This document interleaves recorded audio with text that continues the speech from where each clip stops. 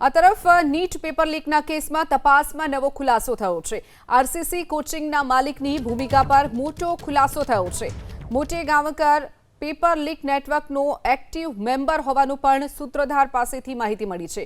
મોટે ગાંવકરની અન્ય આરોપી સાથે પણ સાંઠગાંઠ હોવાનો પણ ખુલાસો। પરીક્ષા પહેલા મોટે ગાંવકરને પેપર મળ્યું હતું। 23 એપ્રિલના રોજ જ મોટે ગાંવકરને પેપર મળ્યું હોવાનો પણ સૂત્રો તરફથી માહિતી મળી છે। તો વધુ એક આરોપીનું નામ ખુલ્યું છે।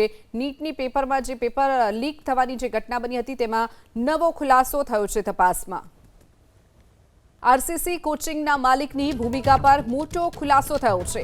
મોટે ગાંવકર પેપર લીક નેટવર્કનો એક્ટિવ મેમ્બર હોવાનું પણ સૂત્રધાર પાસેથી માહિતી મળી છે। મોટે ગાંવકરની અન્ય આરોપી સાથે પણ સાંઠગાંઠ હોવાનો પણ ખુલાસો।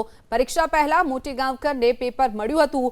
23 એપ્રિલના રોજ જ મોટે ગાંવકરને પેપર મળ્યું હોવાનો પણ સૂત્રો તરફથી માહિતી મળી છે।